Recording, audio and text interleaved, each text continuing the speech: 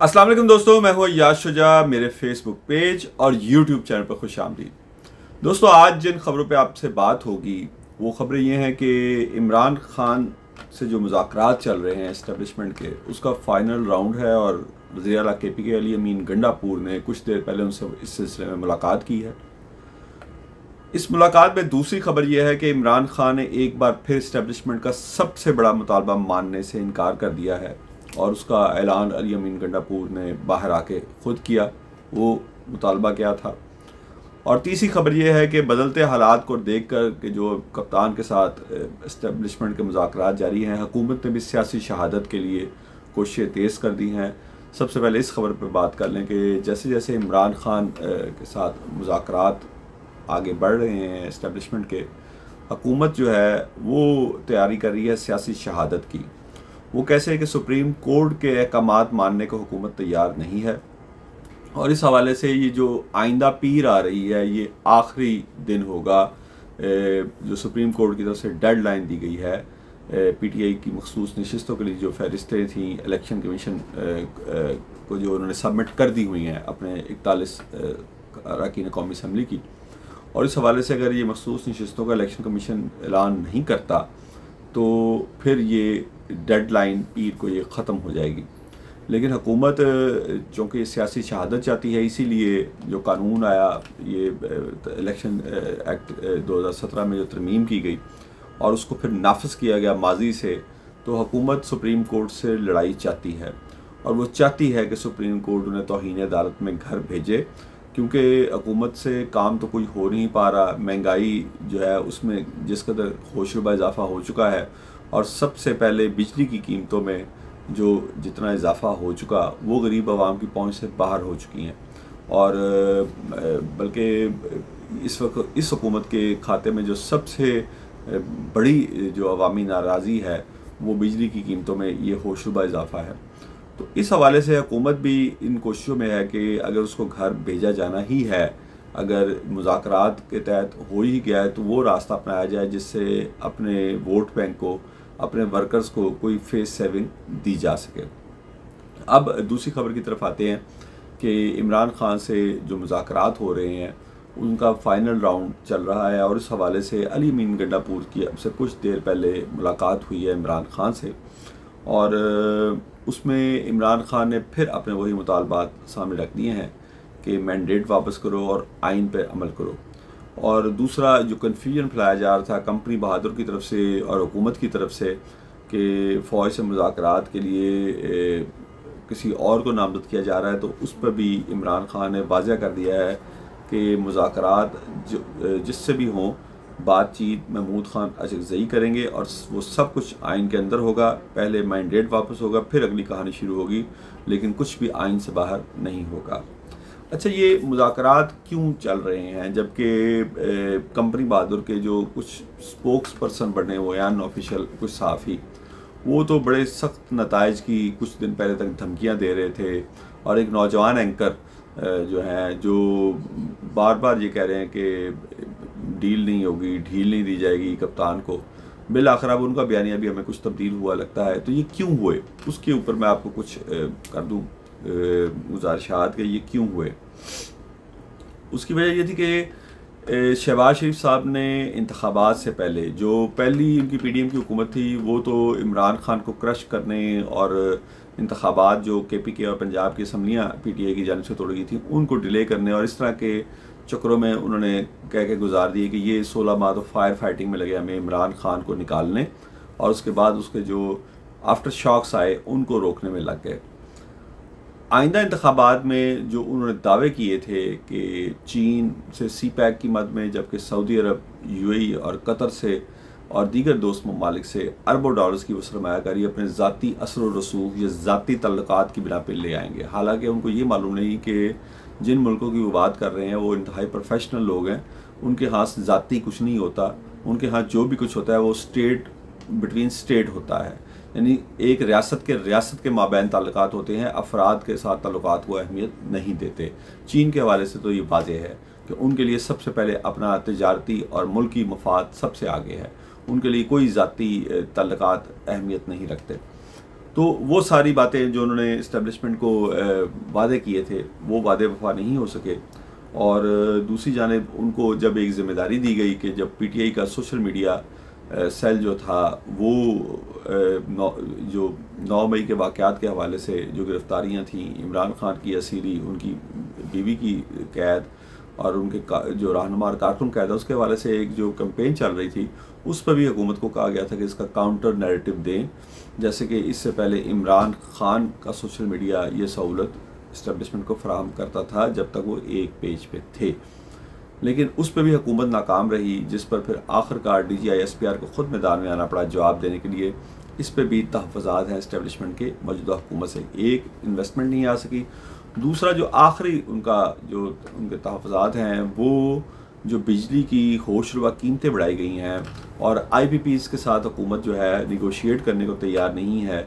और दूसरी जानिब PTI का जो सोशल मीडिया है वो और कुछ सीनियर सहाफ़ी जो इमरान खान के इंतहाई सख्त नाकद हैं, उन्होंने भी एतराफ़ किया है कि इमरान खान ने इन्हीं IPP से अपने दौरे हुकूमत में मुज़ाकरात किए थे।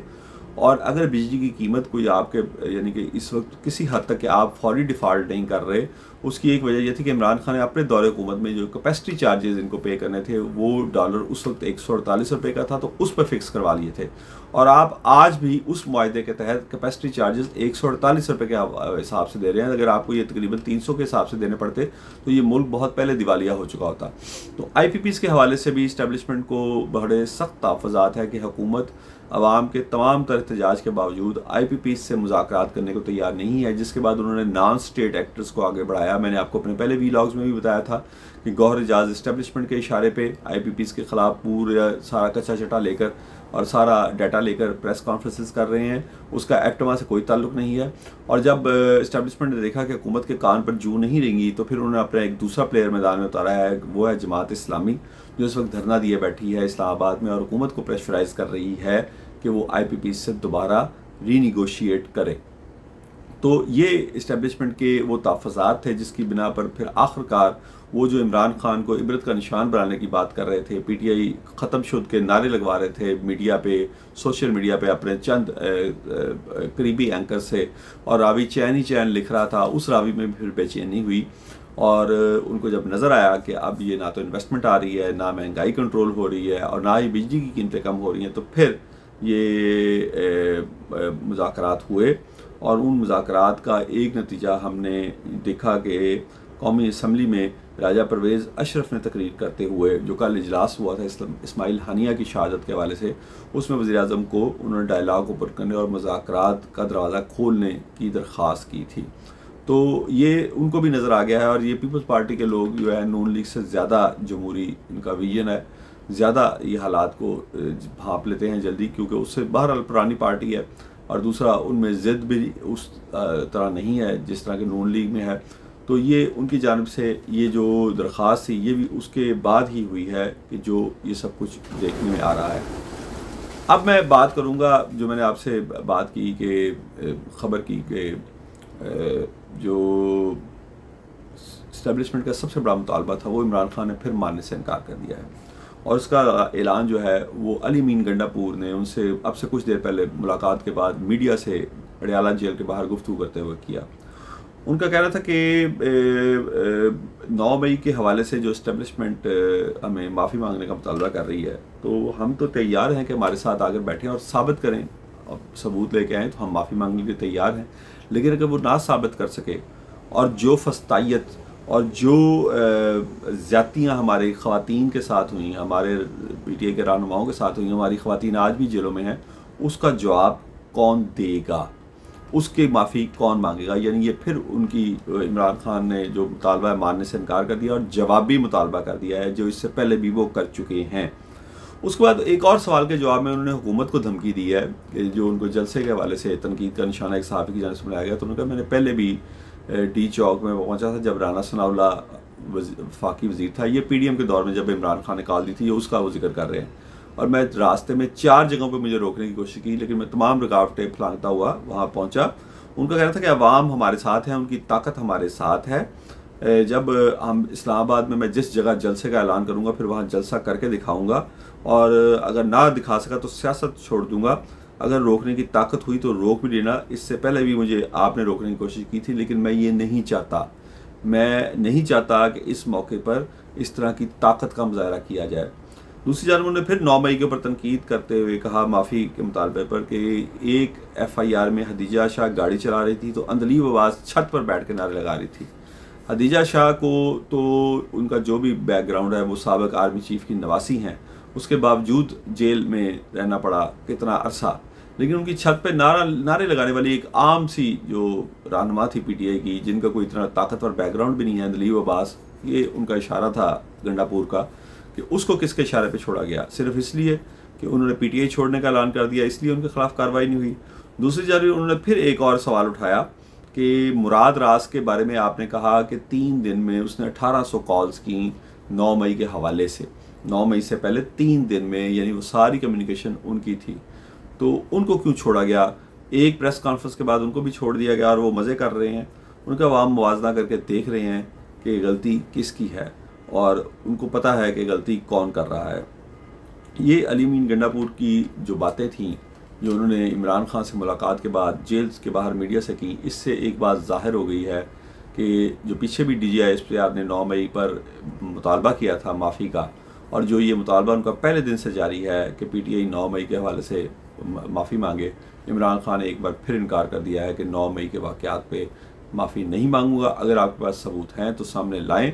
अगर ऐसे सबूत हुए जो हम देखें कि वो वाकई ऐसे सबूत हैं कि हमारी पार्टी की जानिब से कोई ऐसी दहशतगर्दी हुई उस दिन या कोई ऐसे वाक़यात हुए, तो हम माफ़ी मांगेंगे। अगर नहीं तो जवाबी मुतालबा है उनका कि अगर ऐसे सबूत आपके पास मौजूद नहीं हैं और आप सिर्फ अपनी अना की तस्कीन के लिए हमसे माफ़ी का मुतालबा मांग रहे हैं, तो फिर हम भी ये मुतालबा मांगने में हक़ में जानिब है कि अगर हमारे खिलाफ सबूत नहीं है तो फिर 9 मई के बाद हमारी पार्टी के साथ पिछले 2 साल से ज़ायद अरसे में और ख़ुसूसन हमारी ख़वातीन कारकुनों और रहनुमाओं के साथ जो कुछ किया जा रहा है उस पर माफ़ी कौन मांगेगा।